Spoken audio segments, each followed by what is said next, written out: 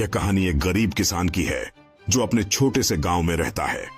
किसान एक साधारण और मेहनती व्यक्ति है, लेकिन उसकी जिंदगी में कठिनाइयों का सामना करना पड़ता है।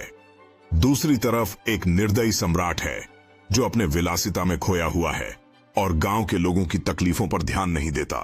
किसान हर सुबह अपने खेत में मेहनत करता है, लेकिन उसकी फसलें हमेशा खराब रहती हैं। इस बीच सम्राट अपनी विलासी जिंदगी में मग्न है और गांव के लोगों की समस्याओं को नजरअंदाज कर रहा है, जो कि उनके लिए बहुत मुश्किलें पैदा कर रही हैं।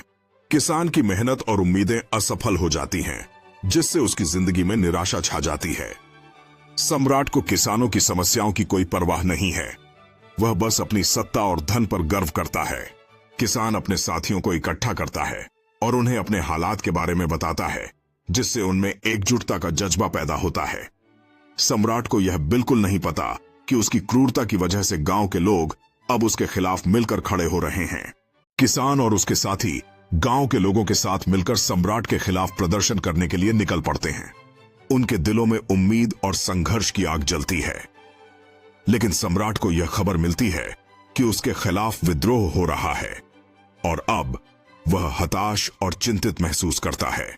किसान का साहस और उत्साह उसके साथियों के लिए प्रेरणा बन जाता है और वे एकजुट होकर अपनी आवाज उठाते हैं। वहीं सम्राट अपने महल में अस्त व्यस्त हो रहा है, क्योंकि अब उसे पता है कि उसकी तानाशाही खत्म होने वाली है। गांव के लोग सम्राट के महल के दरवाजे पर पहुंचकर न्याय की मांग करते हैं और किसान उनके बीच खड़ा होकर उन्हें हिम्मत देता है। सम्राट अब समझ चुका है कि उसके अत्याचारों का विरोध करना आसान नहीं होगा, लेकिन यह उसका अहंकार उसे और भी डरा रहा है। किसान अपने शब्दों से लोगों को प्रेरित करता है और गांव वाले एक स्वर में आजादी और समानता के लिए आवाज उठाते हैं। सम्राट की हालत खराब होती जा रही है, क्योंकि उसके मंत्री उसे कोई ठोस समाधान नहीं दे पा रहे हैं। गांव वाले किसान के शब्दों से उत्तेजित होकर अपने बैनर ऊंचा करते हैं। उनके चेहरे पर एक नई उम्मीद की चमक होती है। इस बीच सम्राट की गंभीर मुद्रा बताती है कि हालात उसके नियंत्रण से बाहर होते जा रहे हैं। गांव वाले दरवाजे पर मजबूती से खड़े रहते हैं और अपनी आवाज को एकजुट करके सम्राट से अपने अधिकारों की मांग करने का संकल्प लेते हैं। सम्राट अब अपने महल से बाहर आकर इस विद्रोह का सामना करने के लिए तैयार हो रहा है। उसके चेहरे पर चिंता और नाजुकता दोनों हैं।